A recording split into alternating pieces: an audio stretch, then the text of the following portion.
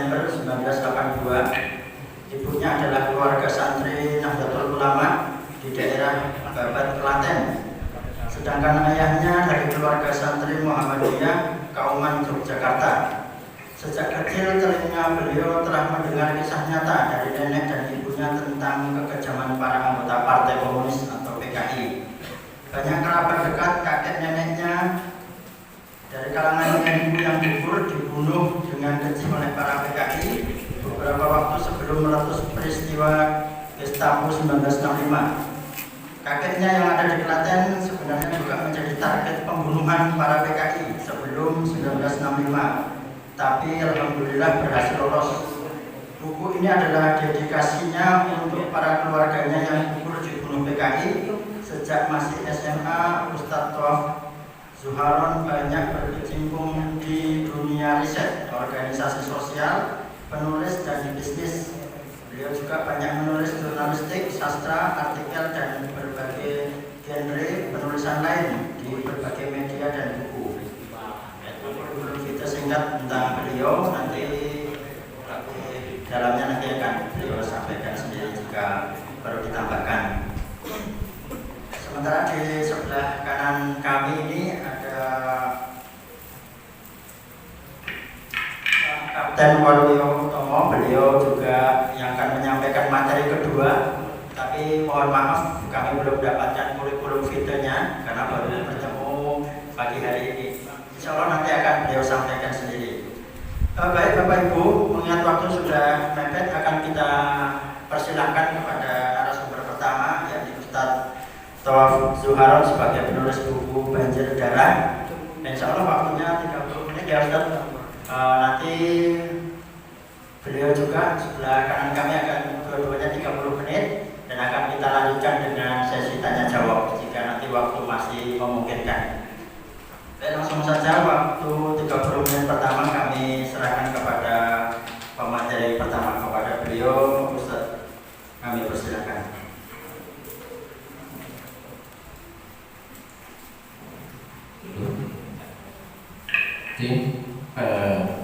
Bismillahirrahmanirrahim. Assalamualaikum warahmatullahi wabarakatuh. Miwakudin yang tansah dan dihormatan para alim ulama, para muda-mudi yang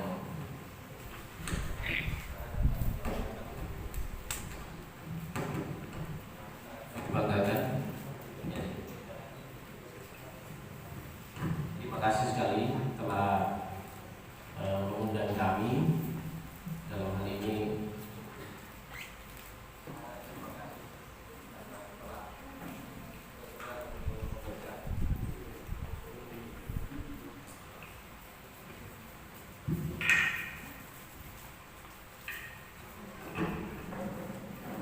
Khususnya kami juga sangat berterima kasih atas perkenanannya untuk menyertakan untuk bedah buku Banjir Darah ini di dalam pelantikan pengurus Gerakan Rakyat Anti Komunis.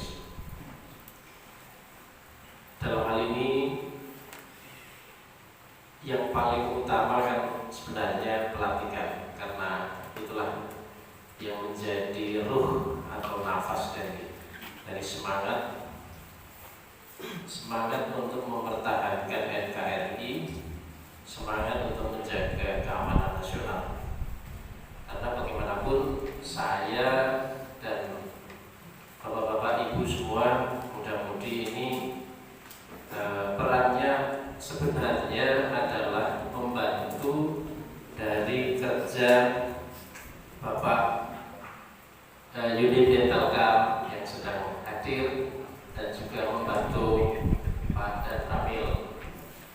Karena kalau misalnya kita mau lihat dari struktur kenegaraannya, kita akan membantu beliau berdua untuk melaksanakan dan menegakkan dari sebuah produk yang sangat perlu kita sosialisasikan dan kita laksanakan, yang namanya Undang-Undang Nomor 27 Tahun 99.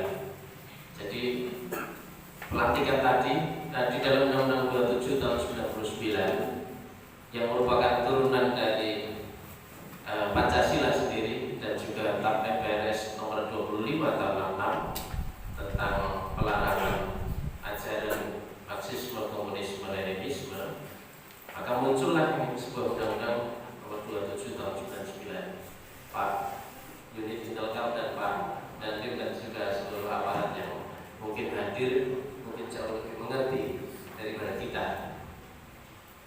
Apa yang kemudian saya tulis tentang bahaya atau kekejaman komunisme di dalam banjir darah, saya niatkan salah satunya untuk membantu bapak-bapak aparat negara, aparat TNI, aparat kepolisian untuk menjaga agar undang-undang itu tetap bisa kita jalankan dalam kehidupan kita sehari-hari.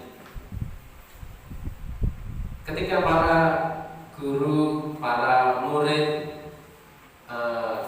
lupa dengan sejarah ini, itu menjadi tanggung jawab kita bersama. Ketika para guru tidak mementingkan ini untuk disampaikan kepada murid, berarti kita gagal untuk membantu para aparat negara dan aparat polisian untuk mensosialisasikan Undang-Undang nomor 27 tahun 99. Tadi ada dari Ponpes Hidayatullah yang tadi Bapak tadi sambutannya bagus sekali.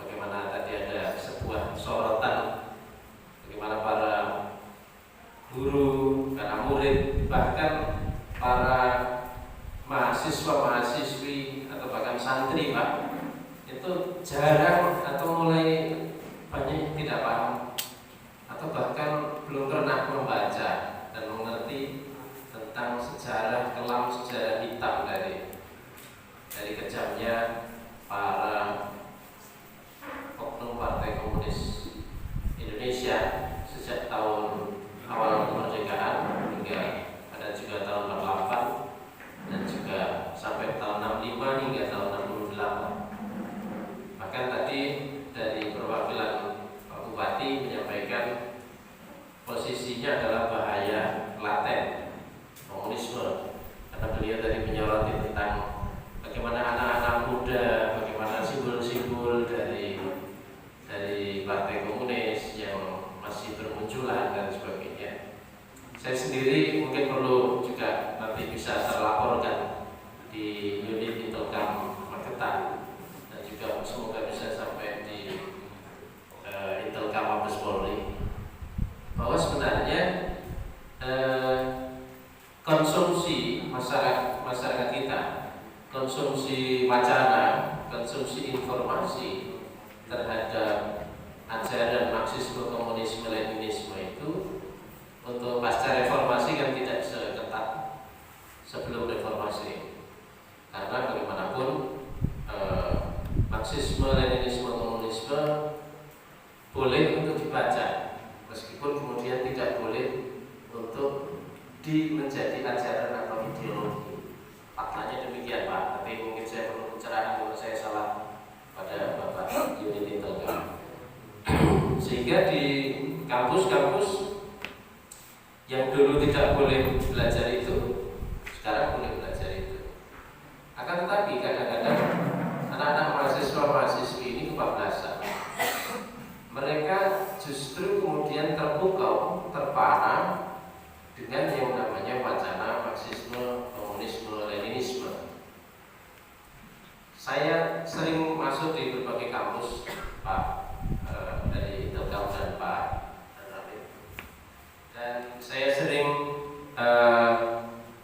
berdebat panjang dengan teman-teman mahasiswa-mahasiswi, karena mereka yang sudah baca Das Kapital atau kemudian sudah membaca manifesto komunis itu betul-betul yakin bahwa jawaban dari penyelesaian berbagai persoalan sosial ekonomi di dalam kehidupannya itu ya dengan Marxisme, Komunisme itu. Terus dia menyatakan bahwa Marxisme, Komunisme, bahkan Leninisme adalah sebuah ideologi yang tepat. Saya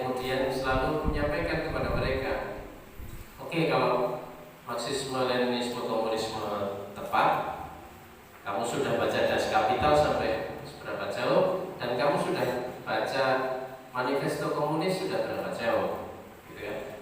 Kalau kamu memang seorang penganut atau orang yang sangat yakin dengan ideologi komunisme dari Karl Marx ini, apakah kamu berani mengamalkan ajarannya? Saya bilang gitu, saya tantang begitu. Kalau memang konsep sosial kuadrat itu adalah satu jawaban, kita sudah punya konsep yang namanya keadilan sosial bagi seluruh rakyat Indonesia di dalam Pancasila. Kenapa dia masih harus bicara tentang konsepnya Karl Marx, ya kan?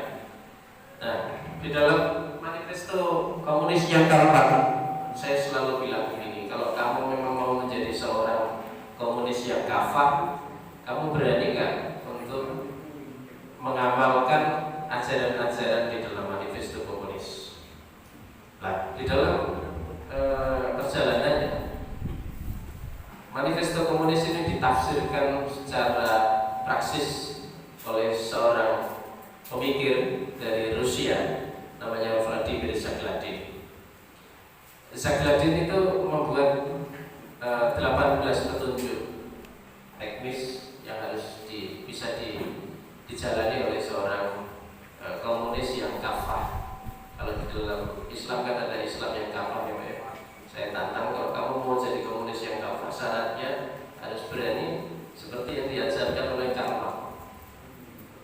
Menghalalkan segala cara itu boleh untuk demi tujuan komunisme. Boleh membunuh, boleh berbohong, boleh melakukan pembantaian seperti yang dilakukan oleh Musso, maupun pembunuhan-pembunuhan yang dilakukan oleh PKI-nya Aidit maupun Sudisman. Bahkan waktu itu juga kelompoknya Tan Malaka pada tahun 45-46 juga melakukan berbagai kekerasan di berbagai daerah pada namanya gerakan anti Swapraja.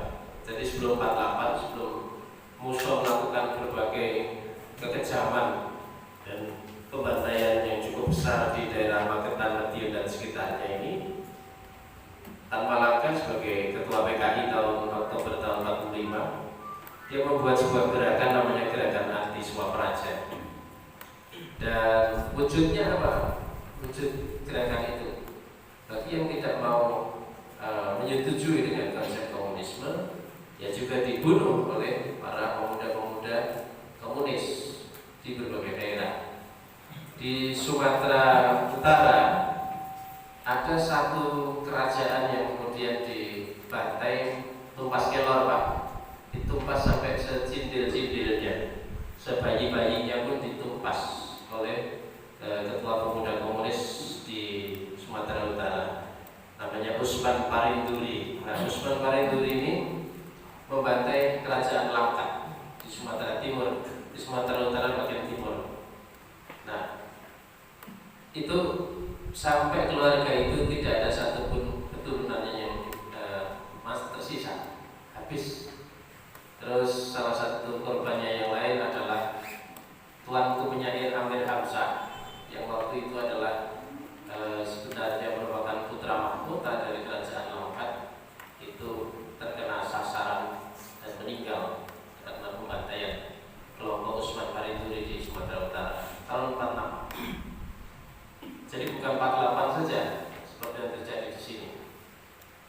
Belum lagi di wilayah Banten, belum lagi pembantaian dilakukan oleh kelompok Kutil yang waktu itu mendeklarasikan Republik Komunis Talang di daerah Tegal. Nah, ini Kutil sudah mendeklarasikan sebagai Presiden Republik Komunis Talang atau Tegal. Waktu itu namanya Talang, Republik Komunis Talang, daerah Tegal, Pekalongan, Batak, Brebes dan sekitarnya. Dan waktu itu hampir semua camat, terus kemudian lurah, bahkan suaminya Raden Ayu Kartina yang waktu itu menjadi Bupati Tegal, itu juga terkena sasaran pembantaian itu. Raden Ajeng Kartina sebagai adik kandungnya R.A. Kartini itu diperlakukan dengan sangat brutal, ditelanjangi, dimasukkan ke dalam karung goni dan diarak keliling kota Tegal oleh para pengikutnya Kutil berikut bersama si Kutil itu, yang merupakan ketua PKI Tegal tahun 45-46. Walaupun kemudian pasukan Siliwangi seniornya Bapak dan Ramil kita waktu itu berhasil menumpas pasukannya Kutil dan menangkap Kutil dan mengeksekusi Kutil. Beberapa waktu sudah ditangkap karena waktu itu dia sempat menghilang. Dan akhirnya pada tahun 48 seiring dengan agresi militer Belanda kedua, semua sebenarnya kan kalau mau dibedah hampir semua gerakan PKI sejak tahun 45 maupun 48 maupun 65 itu tidak lepas dari intervensi gerakan komunis internasional. Selalu ada keterlibatan intervensi luar negeri terhadap berbagai peristiwa-peristiwa itu. Tahun 45-46 posisi Tan Malaka sebenarnya masih menjadi seorang ketua komunis internasional cabang Asia Tenggara. Jadi PKI itu mirip khilafah, Pak. Jadi dia ada ketua komunis internasionalnya. Jadi imam besar di tingkat internasionalnya ada. Waktu itu pada tahun 45 waktu itu Stalin yang menjadi imam utamanya di tingkat internasional. Jamaah atau imam kecilnya waktu itu di Asia Tenggara namanya Tan Malaka. Terus kemudian dia mengirim lagi seorang santri kesayangannya lagi yang waktu itu lama belajar di Soviet, nyantri di Soviet, namanya adalah Musov. Karena sejak tahun 26 sejak dia berontak dan lari ke luar negeri, dia lari ke Soviet, kemudian dia nyantri kepada Stalin dan Stalin memberikan banyak bekal, melatih mental dia untuk melakukan 18 petunjuk jasa gelapin tadi, untuk berani berbohong, memalsukan data, terus kemudian membantai, menghalalkan segala cara, memperkosa dan sebagainya. Dia kemudian disupport oleh kelompok komunis internasional untuk pulang ke Indonesia. Dan waktu itu kebetulan di tengah agresi militer Belanda kedua ada agen VOC yang waktu itu ditugaskan untuk menjadi gubernur di Jawa Timur, gubernur VOC wilayah Jawa Timur. Waktu itu pada tahun 48 namanya Van der Plas. Nah, Van der Plas ini yang selain Stalin, Musa juga disupport oleh Van der Plas untuk melakukan pemberontakan dan pembantaian di wilayah Madiun dan Magetan. Berapa supportnya Van der Plas ini? Van der Plas itu mensupport si Musa ini sampai keuangan saja 25.000 gulden. Saya pernah menghitung, Pak, secara akunting saya konversikan 25.000 gulden tahun 48 saya konversikan menjadi 2018 pada tahun 48 sekian, pada tahun 2018 sekian. Saya hitung dengan tingkat inflasinya. Jadi sekitar 2 miliar rupiah kalau dikonversikan di nilai sekarang. Angka 22 miliar rupiah masih ditambah bantuan persenjataan dari Belanda, ditambah persenjataan dari Rusia. Jadi waktu itu para mujahid dari wilayah Magetan, Madiun dan sekitarnya ya susah melawan pasukannya musuh. Persenjataan lengkap. Kiai Imam Mursyid, ya gurunya Pak Said, ya guru spiritualnya Pak Said di masjid yang sudah almarhum ya. Itu seluruh santri-santrinya yang nggak kuasa untuk menahan laju kekejiannya pasukannya musuh, sampai konon akhirnya karena diberi karomah untuk tidak bisa mati karena serangan manusia, sampai dikubur hidup-hidup itu kan, bersama batu kapur dan sebagainya. Tapi faktanya bahwa persenjataan maupun dana untuk melakukan berbagai pembantaian itu dari luar negeri. Tan Malaka pun juga ada support dari luar negeri. Makanya kenapa ideologi ini menjadi berbahaya, karena sebenarnya ini digunakan untuk melakukan satu penguasaan atau kerusuhan di sebuah negara agar kepentingan negara luar ini bisa masuk dan kemudian mengambil, tujuannya apa? Mengambil alih kekayaan alam, bahkan mengambil alih kedaulatan negara Indonesia waktu itu pada tahun pasca kemerdekaan. Nah, kalau di dalam konsepnya militer, nanti Pak dan Ramil lebih paham. Ini konsepnya namanya proximor, Pak ya. Jadi nabok nyilih tangan, Pak. Oke, terus ini konsepnya itu nabok nyilih tangan, Pak. Saya untuk menghancurkan Indonesia cukup pakai tangannya musuh, dididik sama Stalin, dan waktu itu sebelum dia masuk ke Indonesia, dia dikirim dulu kumpul di dalam komunitas elit internasional Partai Komunis Internasional di Ceko. Itu mereka kumpul dulu, Pak, sebelum mengirim si musuh ini di Praha. Mereka kumpul, para petinggi-petinggi Partai Komunis Internasional ini melakukan satu agenda, dan itu ada catatannya di dalam sejarah. Bahkan musuh ini difasilitasi oleh Belanda masuk ke Indonesia dengan sebuah pesawat Catalina. Kalau nggak salah ada di catatannya TNI juga, Pak, pesawat Catalina ini. Dan pesawat Catalina ini juga lah yang digunakan oleh Westerling untuk lari dari Indonesia waktu itu. Jadi musuh ini memang menjadi boneka untuk melakukan kekejaman kepada masyarakat Indonesia. Padahal dia konon katanya juga dari kalangan santri di Kediri. Jadi nggak ada jaminan bahwa lulusan pesantren tidak terpukau dengan komunisme, Pak. Itu yang harus dimengerti. Saya sudah terlalu banyak melihat para lulusan santri pesantren ini, santri pesantren yang ada bahkan di universitas Islam, justru sangat terpukau dengan komunisme. Dia lebih terpukau dengan komunisme dibanding Quran dan hadis. Sehingga bagi dia ingkar Allah, ingkar Nabi itu biasa. Karena banyak kadang-kadang anak-anak yang universitas Islam itu lebih terpukau dengan komunisme, nggak pernah sholat, bahkan lebih setiap sehari-hari membicarakan komunisme. Kadang-kadang dipelesetkan, Pak, kalau di Jogja dulu, iya kadang-kadang dipelesetkan menjadi ingkar Allah, ingkar Nabi. Mohon maaf, guyonnya begitu, Pak. Pernah dengar ya, Pak ya? Guyonan begitu.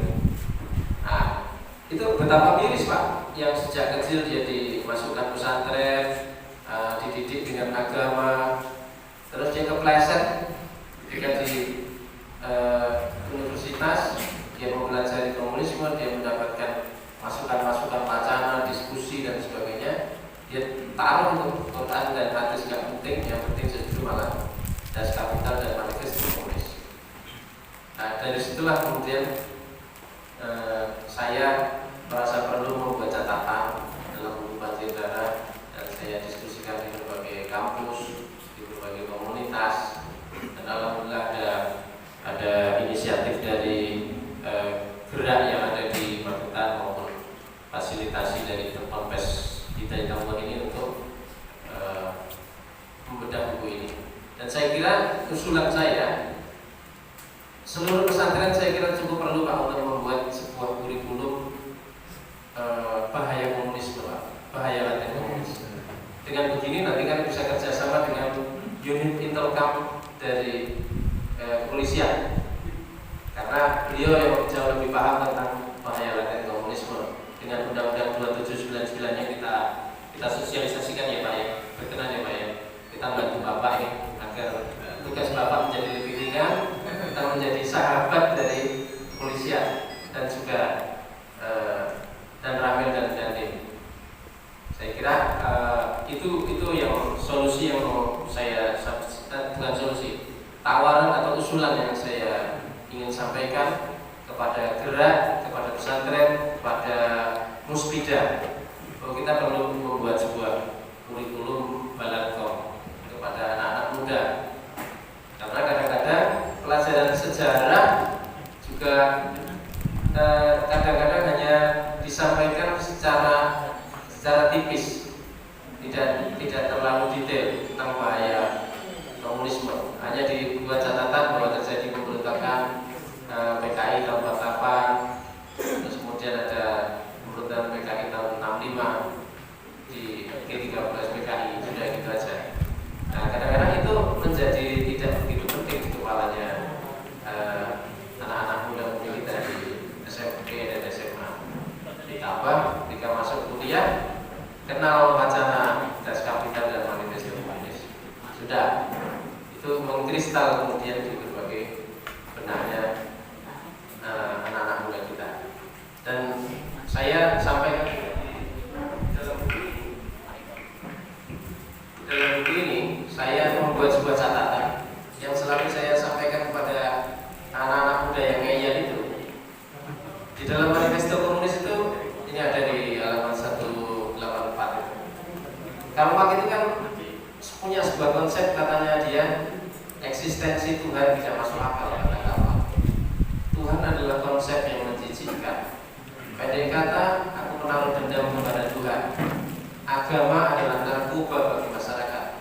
Menghujat agama adalah syarat utama dari semua hujatan. Nah, dari situ saja itu nggak nalar kalau dia mau menawarkan sebuah konsep yang indah tentang kehidupan. Konsep dalam menyampaikan relasi sosial spiritual saja seperti itu. Dan kemudian ini ada muridnya Karl Marx yang namanya Musso juga menyampaikan begini. Ini kalimatnya si Lenin ya, yang kemudian dikutip sama Musso. Lenin menyatakan bahwa saya suka mendengarkan musik yang merdu, tapi di tengah-tengah revolusi sekarang ini yang perlu adalah membelah orang, menjalankan keganasan dan berjalan dalam lautan darah. Dan tidak jadi soal bila 3/4 penduduk dunia habis asal yang 1/4 itu komunis. Dan untuk melaksanakan komunisme kita tidak gentar berjalan di atas mayat 30 juta orang. Itu cita-citanya si Lenin. Dan cita-cita itu terlaksana melebihi apa yang dicita-citakan. Karena dalam penelitiannya R.J. Ramo, seorang peneliti dari Barat tentang jumlah manusia korban dari zaman komunisme itu 4 kali lipat dari apa yang diprediksikan ini. Total sampai tahun 90-an pertengahan itu komunisme telah membantai kira-kira 120 juta manusia sejak tahun 40-an sampai 90-an. Jadi selama 75 tahun di 76 negara jumlah pembantaian sudah terjadi, termasuk ditambah perilakunya Musso juga itu total 120 juta. Nah, perang dunia 1 Pak ditambah perang dunia 2 korbannya tidak sejauh ini. Virus corona itu baru mencapai sekian juta ya. Dan kita tidak tahu, semoga segera ada vaksinnya dan segera bisa sembuh semua. Tapi ini belum ada yang mengalahkan sebuah keganasan dari sebuah virus yang namanya komunisme. Virusnya itu langsung masuk ke pikiran dan kemudian semuanya banyak yang menjadi pembantai. Presiden-presidennya yang menganut komunisme juga membantai warganya sendiri. Kalau Lenin membantai sekitar 20-an juta, adik kelasnya si Stalin sekitar 40 juta. Nah, adik kelasnya lagi si Mao Zedong dari RRC itu membantai lebih dari 50-an juta. Konon ada yang bilang 60 juta. Sehingga terbesar itu pembantaian pemerintah komunis yang ada di RRC. Namanya revolusi kebudayaan. Korbannya Bapak Tuan Tanah. Tuan-tuan tanah terus agamawan di RRC habis Pak. Karena waktu itu komunisme dan ateisme menjadi dasar dari pendirian RRC pertama oleh Mao Zedong. Jadi ini sebuah ideologi yang sangat ganas dan kita bisa lihat apa yang terjadi di Korea Utara misalnya. Itu kan clear Pak, komunis Pak. Kalau RRC setengah-setengah sekarang ini, setengah kapitalis, setengah komunis. Tapi Korea Utara bagaimana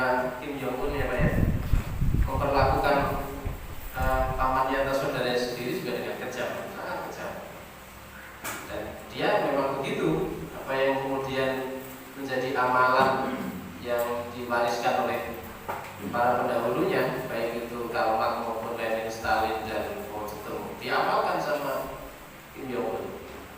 Maka ketika itu masih hidup Pak di salah satu negara seperti Korea Utara, saya kira kita juga harus mewaspadai jangan-jangan ideologi yang yakin Kim Jong Un itu justru digemari oleh anak-anak muda-mudi kita yang ada di kampus maupun di bangku-bangku sekolah. Saya kira itu. Ini masih tanya nggak Mas?